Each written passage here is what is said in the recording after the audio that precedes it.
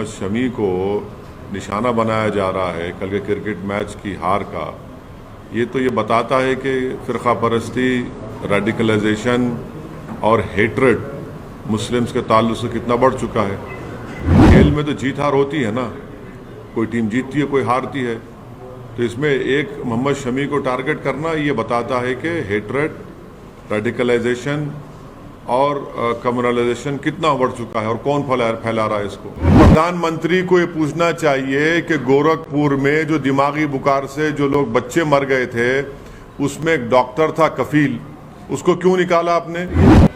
90% तो ऑक्सफोर्ड जेनेका की वैक्सीनेशन लगाई गई है और वो बनाई गई बरतानिया में। उसको बनाने का इंतज़ाम यहाँ पर पूना की फैक्ट्री को दिया गया। 10% यस, जो 10% वैक्सीनेशन लगाई गई वो भारत में बनी। 90% तो वो तो इंग्लैंड बरतानिया की बनाया गया है, वहाँ बनाया गया है, तो इसमें भी सच्चाई नहीं है। हम अपने रास्ते पे सीधा चल रहे हैं, हमारा रास्ता सीधा है, हम उस पर चल रहे हैं। सिराते मुस्तकीम का रास्ता है, उस पर हम चल रहे हैं बराबर।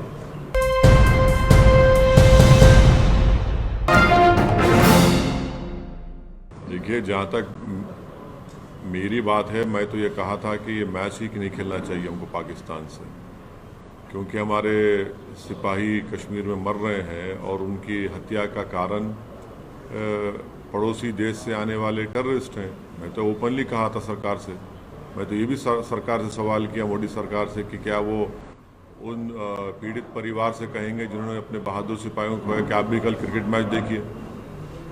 अब रहा सवाल जहाँ तक कि मोहम्मद शमी को निशाना बनाया जा रहा है कल के क्रिकेट मैच की हार का, ये तो ये बताता है कि फ़िरक़ा परस्ती, रेडिकलाइजेशन और हेट्रेड मुस्लिम्स के ताल्लुक से कितना बढ़ चुका है।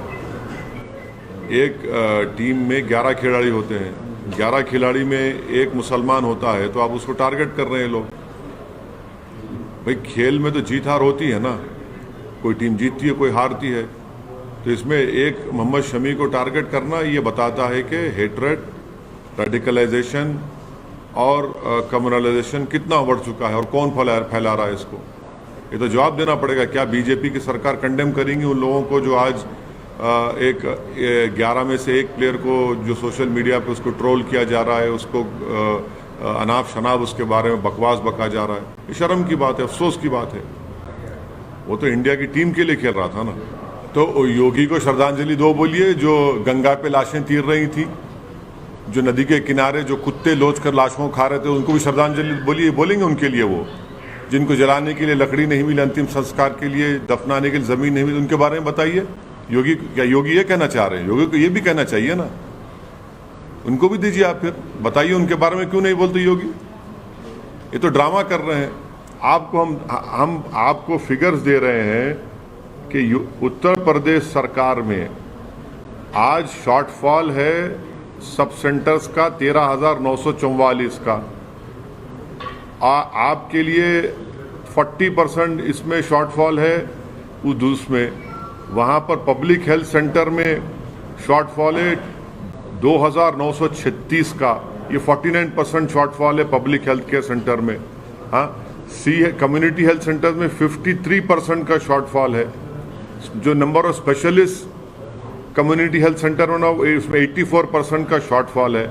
और क्या प्रधानमंत्री इस बात को भी झूठ कहेंगे कि उन्हीं की सरकार ने 22 नवंबर 2019 को पार्लियामेंट को ये जवाब देकर बताया कि उत्तर प्रदेश में 3,165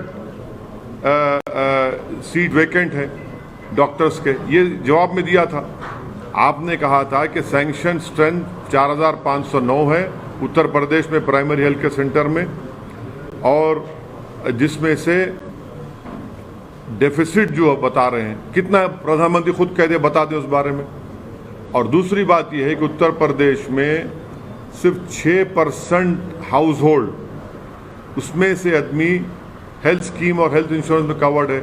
तीसरा, क्या ये भी झूठ है कि इस साल जून 2021 तक उत्तर प्रदेश में सिर्फ 975 लोगों का ट्रीटमेंट हुआ आयुष्मान भारत में, और टेस्ट जो हुए सिर्फ 1,530 के करीब।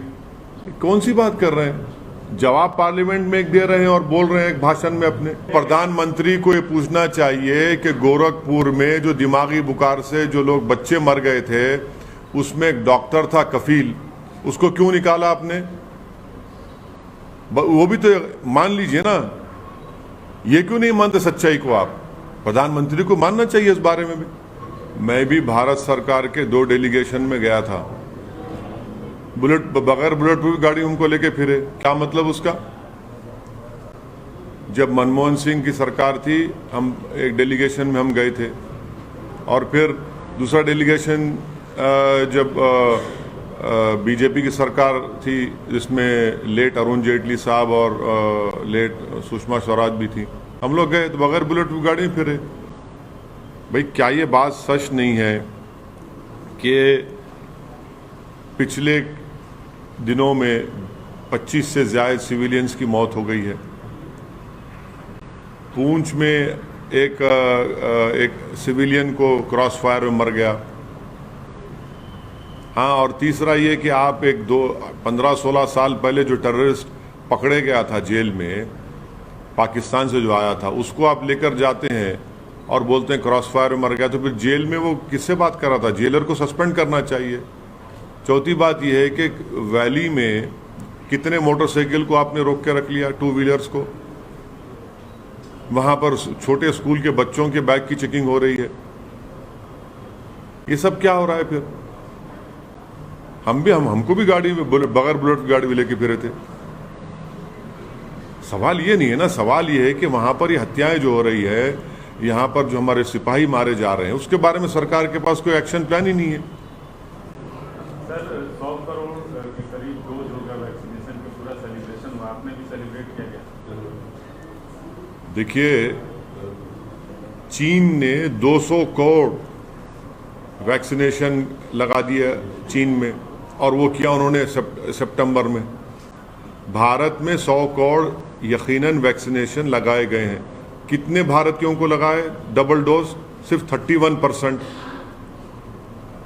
और फिर यही मोदी सरकार ने कहा था कि 31 दिसंबर 2021 तक सबको डोज लग जाएगा, 2 डोज लग जाएंगे। उस वक्त के जो इंफॉर्मेशन ब्रॉडकास्टिंग मिनिस्टर थे, उन्होंने पब्लिकली सरकार की तरफ से स्टेटमेंट दिया, तो भी झूठ साबित हुआ। क्या आप 2 महीने में इतने इंजेक्शन लगा पाए, वैक्सीनेशन लगा पाएंगे? नहीं लगा पाएंगे। अगर यही रफ्तार चली तो आइंदा साल 22 मार्च अप्रैल तक 2 डोज लगेंगे लोगों को, पूरी जनता को। और दूसरी बात, प्रधानमंत्री बोलते बगैर वीआईपी कल्चर। अरे 25% तो लोग अब खुद लगा लिए ना, उसमें सरकार का क्या रोल रहा? 30% प्रधानमंत्री बोलते कि मेड इन इंडिया। कहाँ मेड इन इंडिया है ये? 90% तो ऑक्सफोर्ड जेनेका की वैक्सीनेशन लगाई गई है, और वो बनाई गई बर्तानिया में। उसको बनाने का इंतजाम यहाँ पर पूना की फैक्ट्री को दिया गया। 10% यस, जो 10% वैक्सीनेशन लगाई गई वो भारत में बनी। 90% तो वो तो इंग्लैंड बर्तानिया की बनाया गया है, वहाँ बनाया गया है। तो इसमें भी सच्चाई नहीं है। भारत में इतने लोग, नौजवान लोग, काम करने वाले लोग, मेहनत कश लोग, सब मोटरसाइकिल पे फिरते, और उनको पेट्रोल डालना पड़ रहा अपनी गाड़ी में। और बेहतरीन काम यह कि जब पेट्रोल स्टेशन पे जाते 106 रुपये 107 रुपये का 1 लीटर डलाते, तो उनको सामने पोस्टर नजर आता नरेंद्र मोदी जी का, खड़े हुए नमस्ते करते हुए कि बेटा देखो मैंने तुम्हारे लिए इंतजाम कर दिया, 106 रुपये पर लीटर कर दिया। वो भी तो श्रद्धांजलि दे रहे हैं वहां पर उनको। सर, उत्तर प्रदेश में आप देख रहे हैं, प्रधानमंत्री जी काशी में गए, आप भी जाएंगे? कहाँ पे? बनारस। उत्तर प्रदेश के जहाँ जहाँ विधानसभा पे हम लड़ेंगे, वहाँ जाकर कैंपेन करेंगे। क्यों नहीं करेंगे कैंपेन? हम तो जा चुके ना बनारस को, आपने कवरेज भी किया वहाँ पर। सर, कितनी सीटों पे लड़ेंगे अभी तक क्लियर नहीं हुआ?